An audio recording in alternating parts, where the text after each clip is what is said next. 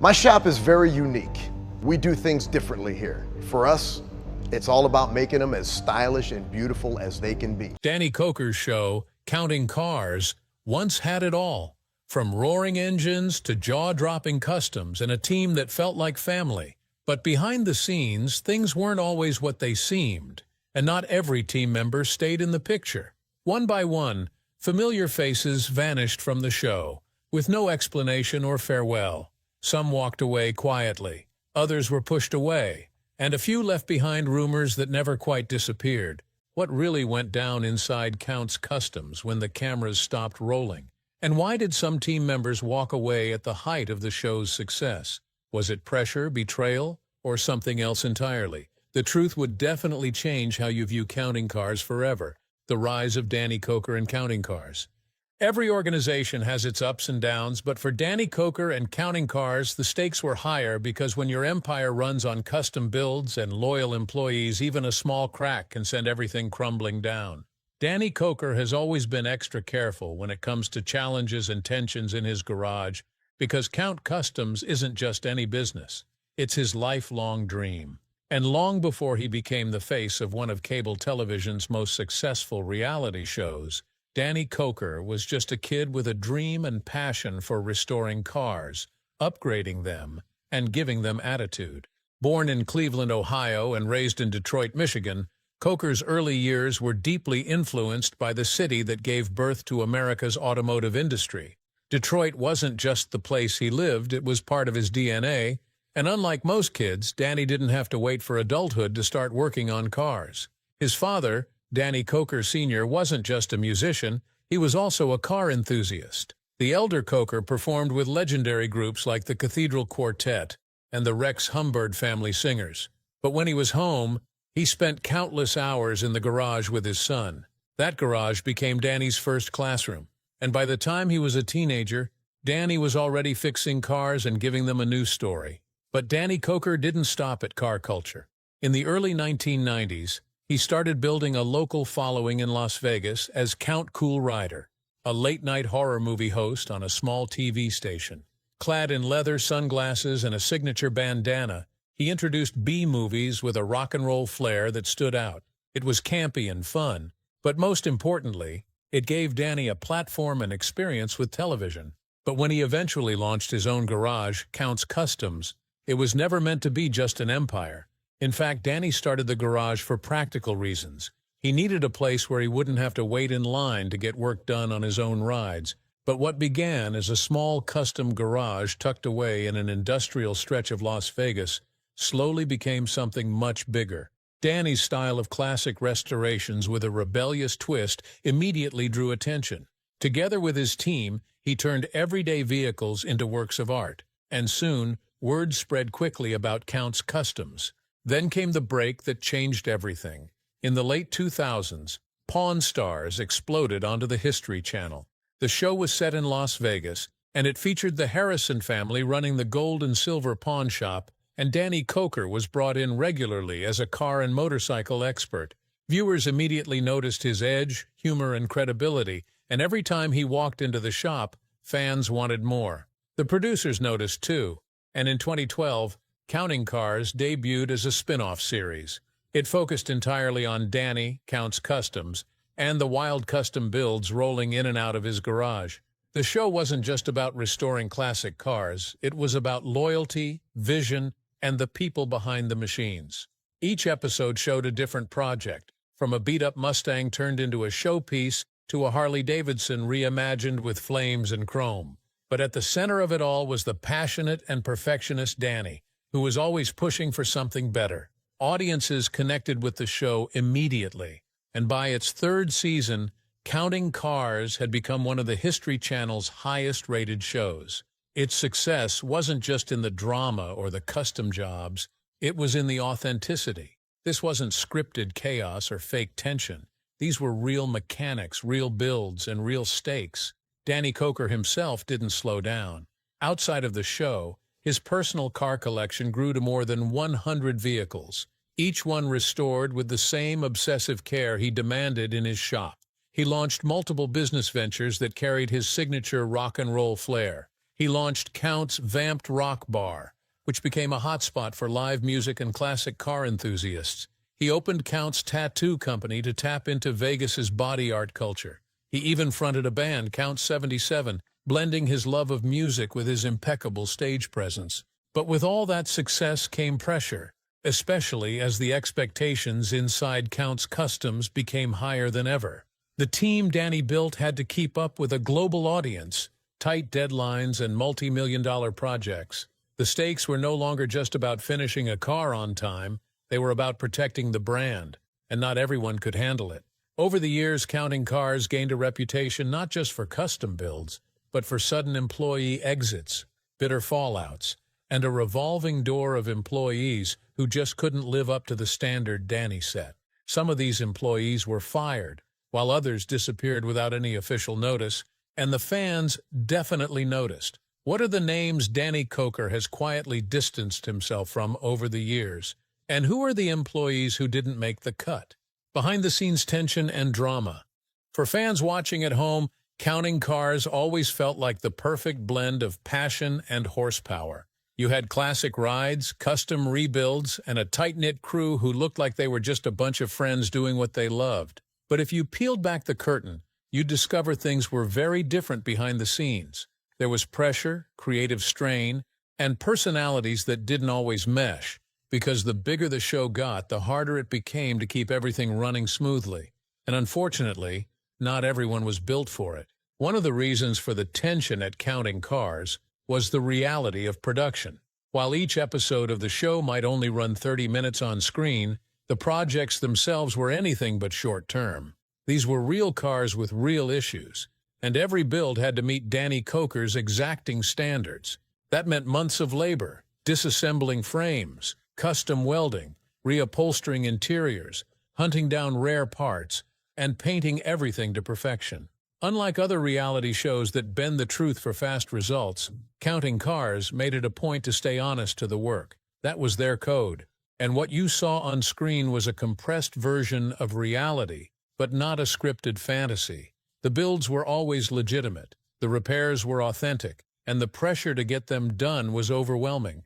Still, television isn't built on just the hard work of transforming cats, it's built on tension, and the production team behind Counting Cars knew it. While the work in the garage was real, the way it was edited often turned minor disagreements into major blow-ups. Conversations were spliced, deadlines were emphasized, long days were made to look like last-minute scrambles, and over time that kind of spotlight began to create cracks. Inside Count's Kustoms, Danny ran a tight ship. He was obsessed with quality. Every vehicle that left his shop carried his name, his reputation, and often a six-figure price tag. That meant no shortcuts, no half measures, and no room for laziness.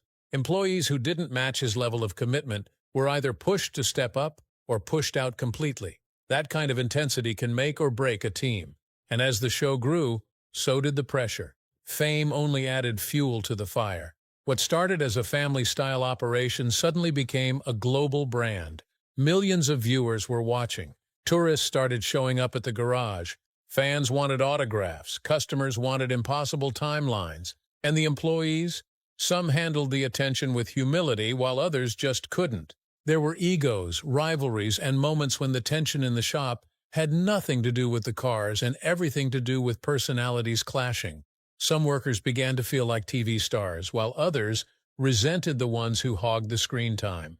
The same guys who once joked around during oil changes were now being mic'd up, monitored, and occasionally misrepresented on national TV. That kind of environment changes people. And for some of the team, it wasn't for the better. Behind the camera, Count's Kustoms also had to deal with legal and financial headaches that began to surface as the show progressed. When you're restoring high-value vehicles for wealthy clients, often under tight deadlines and public scrutiny, mistakes could get expensive. And for Count's Kustoms, there were disputes over estimates, delays in delivery, and disagreements about modifications, and some of that ended up in court.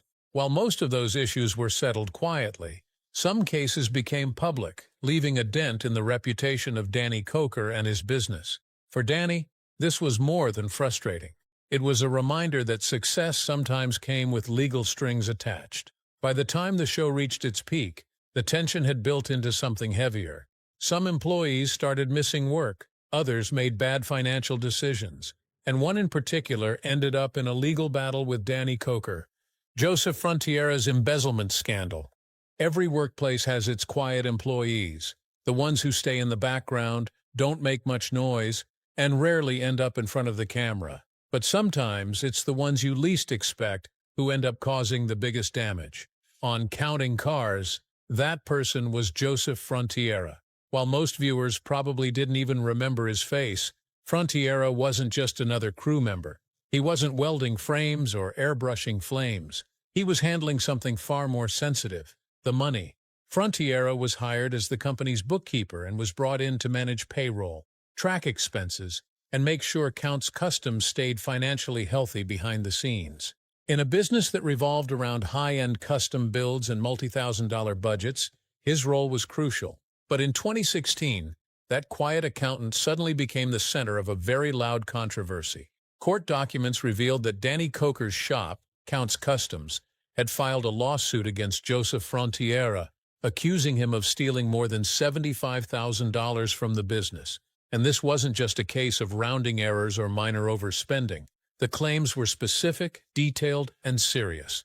According to the lawsuit, Frontiera had allegedly used the company's funds to cover personal expenses, including a hefty down payment on a Range Rover and multiple airline tickets for private travel. What made the allegations even worse was that he didn't just take money, he reportedly tried to cover it up. The lawsuit accused him of forging Danny's signature on several documents and misrepresenting financial records in a way that made the theft harder to detect. For a company that prided itself on trust, loyalty, and blue-collar values, this was a gut punch. Kustoms wasn't just a garage, it was a family, or at least that's how Danny and his crew saw it. And for someone in a position of responsibility to betray that trust so blatantly wasn't just unprofessional, it was personal. But Danny didn't just point fingers at the bookkeeper. The lawsuit also named the staffing agency that placed Frontiera in the role, Randstad USA. The claim was that the agency had failed to properly vet Frontiera or disclose issues from his previous employment history. Essentially, Kustoms alleged that Randstad sent them a ticking time bomb and then washed their hands of it. The lawsuit made headlines, especially among fans of the show. Viewers were shocked. While Counting Cars had always shown a bit of shop tension and the occasional personality clash, no one expected an embezzlement scandal to hit the crew. It was the kind of drama that didn't need editing to feel intense. And yet, if you watch the show carefully, Frontiera's exit was handled with almost eerie silence. There was no on-camera confrontation, no explanation from Danny, and no final goodbye. He simply disappeared from the series without a trace. The show kept moving forward, the builds continued, and the audience was left to put the pieces together based on court filings and media reports. What made it all even stranger was how effectively Frontiera vanished from public view. Unlike some former cast members who later popped up on social media or in interviews, Joseph Frontiera went completely off the grid. It was as if he'd erased himself entirely after the lawsuit came to light. Whether that was by design or just a reflection of the legal mess he was caught in, no one can say for sure. As for the legal case itself, the public documents indicate that the dispute eventually moved through the court system, but many of the final details remain sealed or unresolved in the public eye. Kustoms took the matter seriously, but Danny Koker never made a public statement about the incident, and that silence speaks volumes. For a man known for his big personality and love of storytelling, Danny's choice to stay quiet about Frontiera might have been his way of drawing a line. Maybe he didn't want to give the scandal more oxygen, or maybe, for someone so deeply committed to loyalty, the betrayal just cut too deep to talk about. But what's certain is this: Joseph Frontiera's actions left a permanent scar on Kustoms.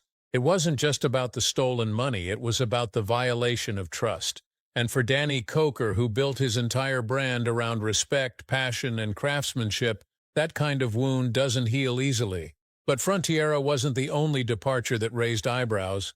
While his story was the most legally explosive, there were others who exited the shop under cloudier circumstances. Some had clashed with Danny, while others couldn't adapt to the new fame. But perhaps one of the most shocking employee exits of the show came from a man who fans loved for his gruff voice and no-nonsense attitude. He was an original member of the crew, a guy who seemed to live and breathe the garage life. But somewhere along the line, something changed, and his exit left just as many questions as it did silence. Scott Jones's abrupt departure. In the early seasons of Counting Cars, Scott Jones was the guy who kept everything in line. While Danny Koker was the heart and soul of the shop and the rest of the crew focused on turning wrenches and spraying paint, Scott was the one tracking budgets, enforcing timelines, and sometimes saying no. In a garage full of artists, Scott was the enforcer. As the shop manager and bookkeeper during Counting Cars' first 2 seasons, Scott didn't win fans over with a warm personality or flashy style. He was blunt, numbers-focused, and clearly more interested in protecting the bottom line than entertaining the audience. That made him polarizing. But in a business where custom cars could cost tens of thousands to build, and deadlines were always looming, his presence was essential, at least at first. What made Scott's role so tense was his frequent on-air clashes with Danny. While Danny often made emotional, gut-driven decisions by approving expensive parts or greenlighting spontaneous redesigns, Scott was the guy constantly pulling him back to reality. Viewers saw it again and again. Scott warning that a project was over budget or behind schedule, and Danny pushing back, sometimes hard. It was real friction, and it didn't always make for easy chemistry on set. But then, without much warning, Scott was gone. After season 2, he disappeared from the show entirely. There was no send-off, no formal explanation on camera, and no emotional goodbye. Just silence. And as expected, the fans began to start asking questions, and rumors started to swirl. Some rumors speculated that Scott had been caught mismanaging money or even embezzling from the business. But unlike the case with Joseph Frontiera, no charges were ever filed. There's no public lawsuit, no police report, and no official accusation linking Scott to any kind of criminal activity. From a legal standpoint, his departure was clean. The only explanation ever offered was that Scott moved to Tennessee to be closer to his family. And to his credit, that's exactly where he landed. Today, Scott Jones runs Koker's Extreme Automotive in Roan Mountain, Tennessee, a high-performance shop specializing in custom builds, restoration, and repair. In recent years, he even resurfaced on Netflix's Swap Shop, a reality show about treasure hunters and collectors in small-town America. Despite the speculation, Scott has never spoken publicly about his time on Counting Cars, nor has Danny commented on the real reasons behind Scott's departure. Whether the behind-the-scenes tension simply became too much, or whether there were deeper financial disagreements remains unknown. What's clear is that after 2 intense seasons, both men seemed ready to part ways, and neither looked back. But if Scott's departure felt abrupt, the next one was even more puzzling. Because unlike Scott, the next name wasn't a manager or a money man. He was a fan favorite, known for his accent, his jokes, and his unstoppable energy. Then one day, he just vanished. Rolly Sabo. If you watched even a few episodes of Counting Cars, you probably remember Rolly Sabo. Nicknamed Rock and Rolly, he wasn't just the shop's detailer, he was the comic relief. With his thick Hungarian accent, oversized personality, and infectious laugh, Rolly stood out in every scene. Whether he was polishing chrome, vacuuming interiors, or cracking jokes with Kevin and Danny, Rolly was the kind of guy who made the garage feel like a party. But behind the humor was real talent. As the lead detailer, Rolly was the one responsible for making every finished vehicle look perfect before it went back to the client or in front of the camera. Smudges, fingerprints, and dust never stood a chance under his watch. He took his job seriously, and Danny frequently praised his work. Fans loved him, and his popularity grew with every season. But that's why his disappearance was even more confusing. Rolly appeared regularly from season 2 through season 6. Then, just like that, he was gone. There was no explanation, farewell scene, or mention from the rest of the crew. And as always, the silence only fed the rumors. Some said Rolly had a falling out with other staff members. Others whispered that he had been fired after clashing with production or arriving late one too many times. The most alarming theory came in 2017 when reports surfaced that Rolly's trailer containing thousands of dollars worth of detailing tools and equipment had been stolen. The theft was real and confirmed by local Las Vegas news outlets. Rolly posted briefly on social media about the incident, clearly frustrated and heartbroken. But after that was radio silence. What's interesting is that no legal drama followed. There were no charges filed against Rolly, no lawsuits or public complaints from Danny or the team. It seems more likely that if there was a conflict, it was internal, and it stayed that way. Some fans believe Rolly chose to walk away after the theft, tired of the grind and ready to start something of his own. And that's exactly what he did. Rolly Sabo started his own business, Rock and Rolly Custom Detailing, a mobile detailing service based in Las Vegas. He may not be on TV anymore, but he still works on cars, and by all accounts, he does it well. His business has a loyal following, and his reputation for meticulous work has stayed intact. Like many others who left Counting Cars, Rolly has kept quiet about the real reason behind his exit.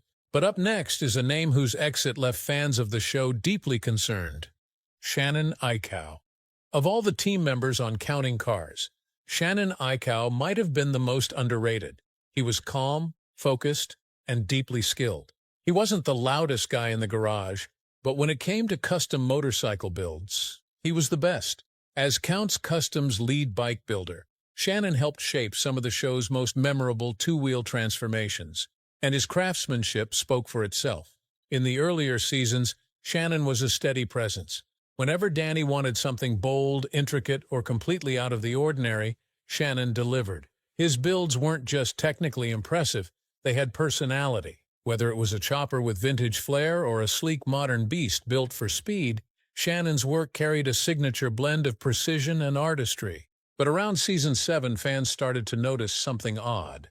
Shannon was showing up less and less. He wasn't in the group shots. He wasn't giving updates on builds.